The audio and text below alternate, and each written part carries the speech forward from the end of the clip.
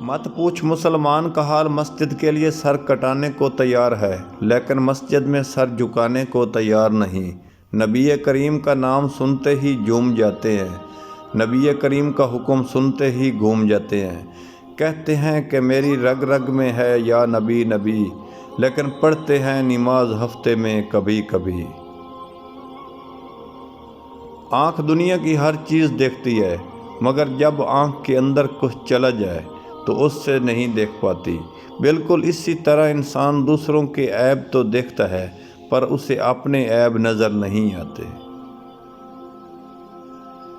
अगर तुम खुदा को देखना चाहते हो तो इसका एक तरीका है कि तुम अपने दिल में झांक कर देखो, क्योंकि तुम्हारा दिल एक आईना है। अगर बद्दी से पाक हो तो इसमें खुदा भी नज़र आता है।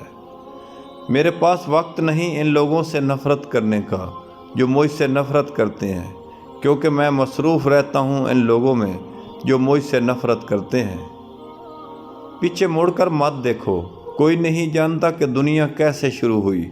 मुस्तकबिल के बारे में मत डरो, कुछ भी बाकी रहने वाला नहीं। अगर तुम माजी और मुस्तकबिल में फंसे रहोगे तो हाल गुजर जाएगा।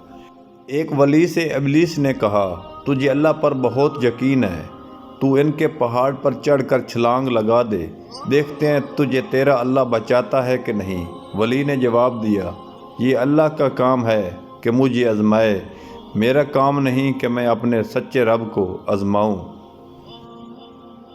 दोस्तों, ये जो मैं आज आपको नुस्खा बताने जा रहा हूँ, जिनका नफ्स छोटा है पतला है, तो इस नुस्खे के अज्जा नोट कर लें। सबसे पहले आपने लेनी है 2 चीज़ें। नंबर 1, जैतून का तेल 1 चम्मच और दालचीनी पीसी हुई 1 चम्मच। इन दोनों को अच्छी तरह आपने मिक्स कर लेना है।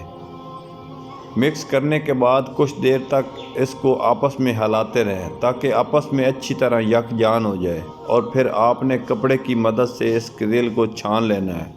फिर तेल को आपने किसी शीशी में डाल कर रख लेना है।